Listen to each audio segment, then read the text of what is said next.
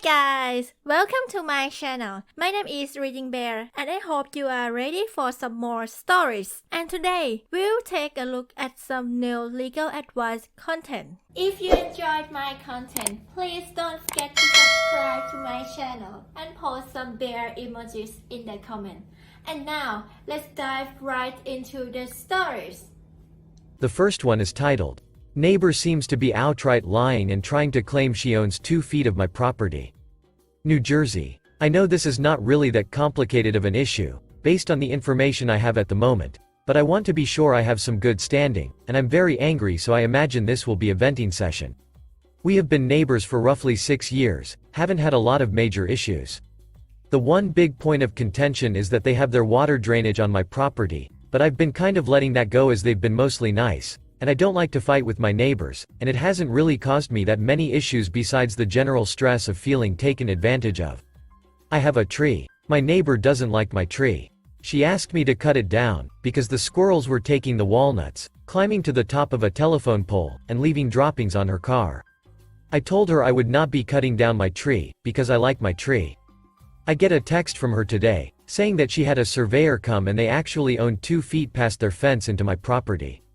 They are currently renting, but planning on purchasing the house, and when the purchase is complete, they are going to move the fence 2 feet over. That didn't sound right, so I pulled out my deed, and according to the town records and the taxes I've been paying, there is no way in hell they own 2 feet more past this fence. However, if she moves the fence 2 feet over, the tree is then on her property, and she could justify cutting it down. I asked her to give me her surveyor's contact info, because I needed to know why my deed and the surveyor were not matching up. She said that when they purchased the house, she would gladly give me a copy of the info. I really can't help but feel that she is just outright lying to me, and would simply have moved the fence over, and is expecting me to just be like, "Oh, okay, that's fine, I'm not going to follow up on this at all." I plan on going to get some sort of clarification or backup on my deed, and possibly any public information on their property. I am considering contacting a lawyer, but man, spending any more money on this seems so ridiculous. Any advice or thoughts would be greatly appreciated. Update. This woman is driving me completely nutty. I received a certified letter complaining about my walnut tree, stating the leaves fall in her yard, the squirrels carry the nuts from the tree up to the top of the telephone pole at the end of her driveway and drop the nuts on her car, and if her dog eats a walnut it might choke. Everything I have seen on the internet tells me that since the tree is not dead or dying or otherwise a hazard, I can simply disregard the letter. Which is exactly what I plan to do, but please let me know if I should not disregard it for any reason. Legal advice. Also, I did fork out the money to get a survey of my own, which definitively placed that 2 feet strip of my property in my possession. Good lord, how to get a crazy neighbor who needs a new hobby to just leave me alone. The next one is titled, "Neighbors cut down my trees." Pennsylvania, US. I'm a fairly new owner of a house, a little over a year, first-time homeowner, and my neighbors decided to drop a tree, on their property, into my property. In the process of doing so they cut down what looks like 7 to 10 trees on my property, the most concerning of which are 2 fairly mature black walnut trees, approximately 40 and 60 years old respectively, and 2 smaller maple trees, both approximately 15 years old. There were a number of smaller trees cut or destroyed in this process, but these are the trees that have really bothered me. After months of arguing with them about cleaning up the mess, they dropped the trees on my property and then just left them. I have finally got them to pay for a tree company to clean up the mess. That has been done and the damage assessed, to which I asked them to replace the 4 trees mentioned above. They have countered, offering to replace all of the above with 1 sugar maple tree of 5 to 6 years old.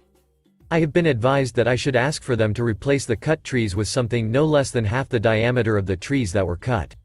However, that is obscenely expensive to the point that it might not even be doable. I really don't know what to do here. I feel like the offer of 1 maple tree is a slap in the face, but I really don't know what I am entitled to here. Any advice? Edit. Including some more details here to clear up some things. The full story is a bit long and probably not overly relevant to this particular situation, but these are the main details. Neighbors are subdividing their property and building a new house in what used to be the woods behind our house. It has since been clear cut for them to build a house back there. It's their property, it's annoying and an eyesore, but nothing I can do about that. In the process of preparing the existing house for sale, they cut down a very large, dead, ash tree that was clearly on their property. For whatever reason, the tree company advised them that the best way to take the tree down was to drop it into my property, and so they did. I happened to be work from home while this was happening and saw trees on my property being cut and went down to confront them. That conversation went something like this. Me. Excuse me, do you mind telling me why you are cutting down trees on my property? Chainsaw guy. This is your property? Me. Yes. Chainsaw guy. Oh, neighbor's name, didn't talk to you about this? He said he was going to talk to you about this. Me. No one has said crap to me. Chainsaw guy. Let me call him. Neighbor stops by to apologize and gives a long list of how and why this just slipped his mind. He has a lot going on, father just died, he's taking care of his mother, renovating 2 houses, planning for the new house, etc. My reaction. I have a lot going on too, you know, but I wouldn't ever knowing and willingly damage my neighbor's property. Neighbor has surveyor come to clearly mark property line. Trees are clearly on my property, no question, they agree. I ask for the name of the tree company so I can have them clean up the mess so we can assess the damage. Yes, I should have asked for it the day it happened, but I was part angry and part baffled by the situation and didn't think to. Neighbor refuses to give me the name of the company, stating that I am a horrible human being and I'm going to destroy their lives and ruin their business.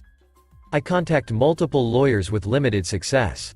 I hire a company to come out and remove the pile of trees, we assess the damage, and I send an email to neighbor, who is now refusing to talk to me other than responding to email.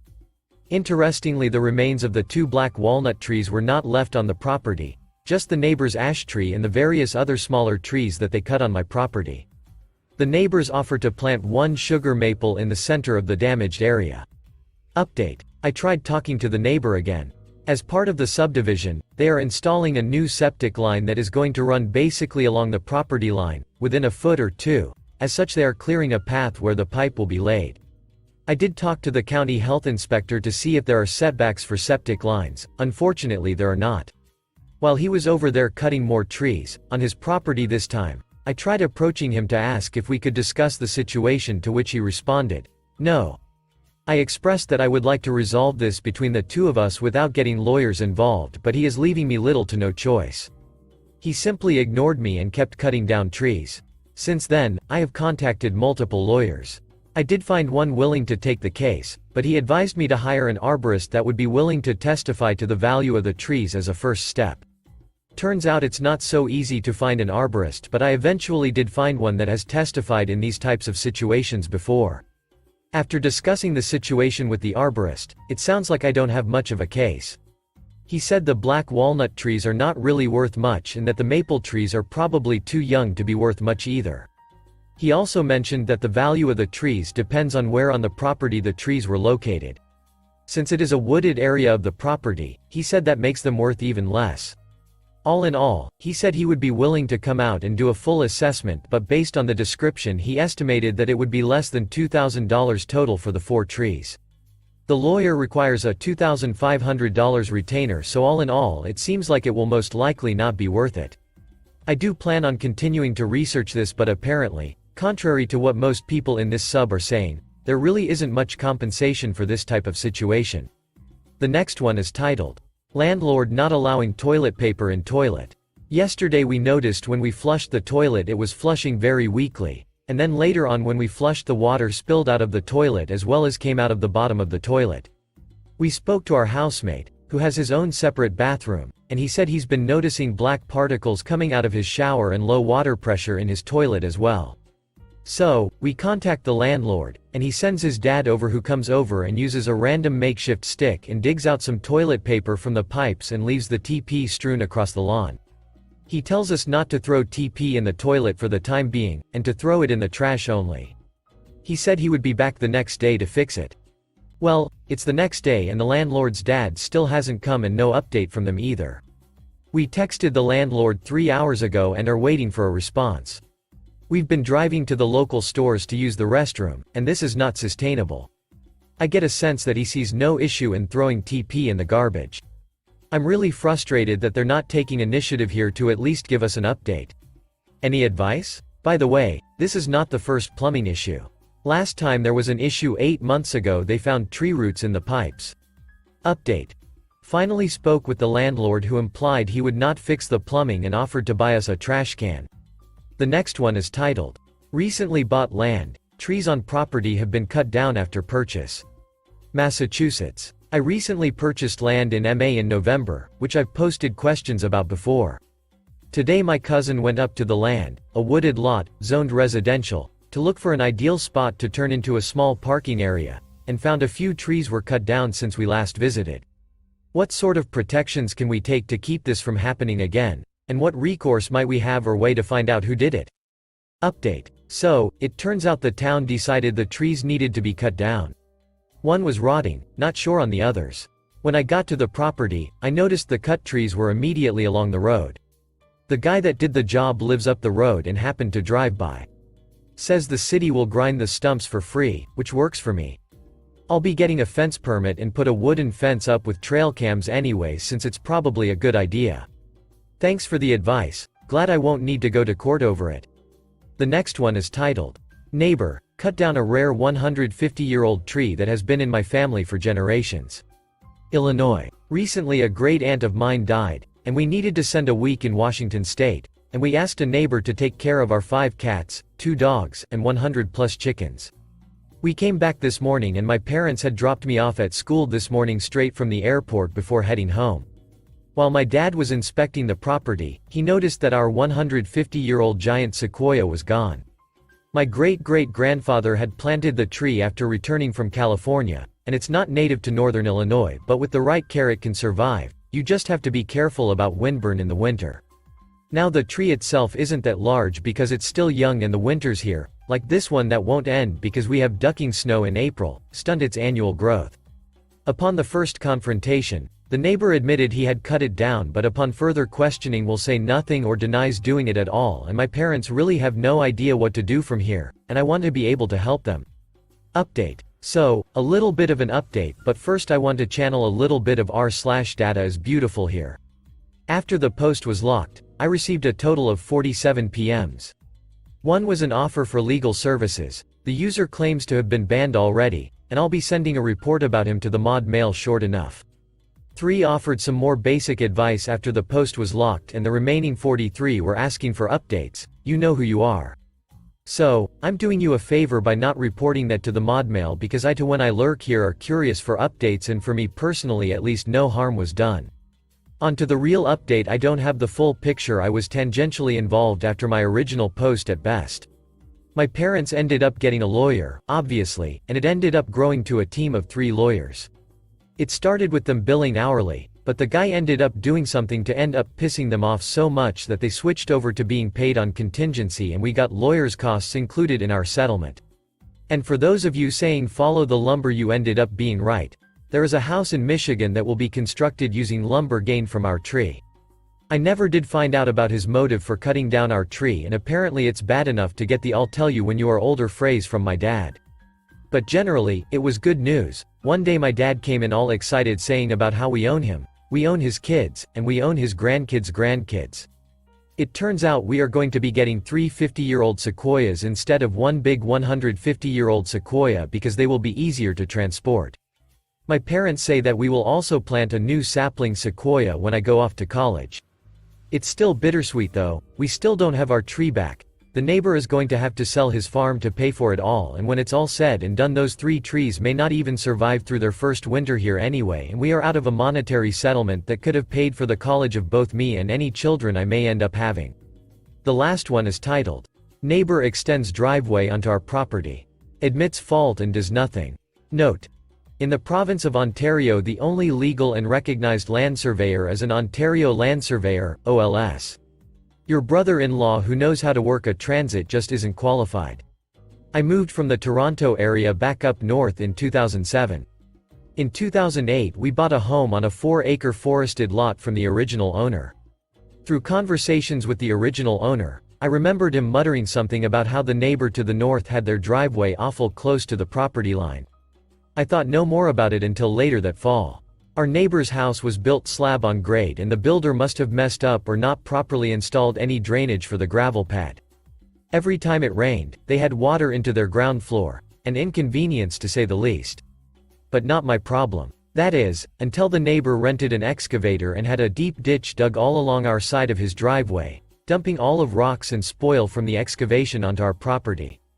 We also lost a number of trees, this all mature black maple sugar bush trees. I was getting concerned. We had problems with a jerk neighbor in Toronto and ended up having to get a survey and put up a fence. I wasn't going to lose any sleep worrying about it this time. Call for a surveyor and get this over with. It turns out the OLS firm I called were the ones who surveyed the development when it was built 10 years earlier. They had no trouble mapping out how and where the neighbor's driveway for over 100 feet now arced up to 12 feet onto our property. Never mind the rocks and dirt in the bush beyond that. I sent a registered letter with a copy of the survey and a polite letter to our neighbor. With registered you have to sign to pick it up. They received it but did not respond. I waited a month and then sent another registered letter. That one wasn't picked up and was returned to me. Yeah, that should work. If I don't receive the letter everything will just go away. In way of explanation, the neighbor was a successful local businessman, and in smaller communities some of them tend to think that they're a bit special and can make their own rules. I learned from the jerk neighbor in Toronto that there's not much point trying to discuss things personally. We have a system, let's use it. The next letter that's sent to them is from our real estate law firm. They know the right language to use and how to get someone's attention. Surprise! That one not only gets picked up but we receive a letter from their lawyer. They freely admit that they're at fault and will make everything right. Except they don't. They don't do anything for the next 3 years. Absolutely nothing. I started receiving expert advice from some of my friends. SJK, you should fix it at your own cost and then sue them for that amount. Well, what if they claim they could have fixed it a lot cheaper, or I did a bunch of things that weren't needed? SJK, you should charge them for all the trees they cut down and make them replace them. Yeah, but we do live in the forest and trees aren't really hard to find. In fact, we cut down trees that get too big too close to the house. It's not like we're in the big city. I decide to do nothing. After the angst and sleepless nights with the jerks in Toronto, I decide to just wait it out. After all, they've admitted fault through their lawyer. It's not like they can wiggle out of that one or change their minds. I learn that the neighbor's wife hates living in the forest and would much rather have a schmancy house in town. And with the water problem that has never been resolved, it just isn't as much fun as they had thought it would be. 4 years later, what I was waiting for. A realtor's for sale sign in front of their house. I stop and take a picture of the sign so that I have the phone number of the listing agent. I call them as soon as I get to work. Hi, this is SJK. I see you're listing a property at XXX. You may not be aware of this, but your client is trespassing on my property. Of course, the neighbor can't pretend this isn't true, and now we have to clean up the mess to our satisfaction before the property can be sold. Oh my. The 5-yard dump trucks ran for close to 3 weeks. They hauled load after load after load of topsoil. It had to be dumped, spread out and compacted. The gravel driveway had to be dug up and pulled back to the property line, and all that filled in as well. At the end it was all seeded with the understanding that it will eventually go back to being forest. SJK, is it okay now? Not quite yet, it looks like there's still a lot of work to do. All the weeping tile, rocks and piles of dirt were removed as well. Not a job easily done and very time consuming. Don't get mad. Wait, then get even. Thanks for listening.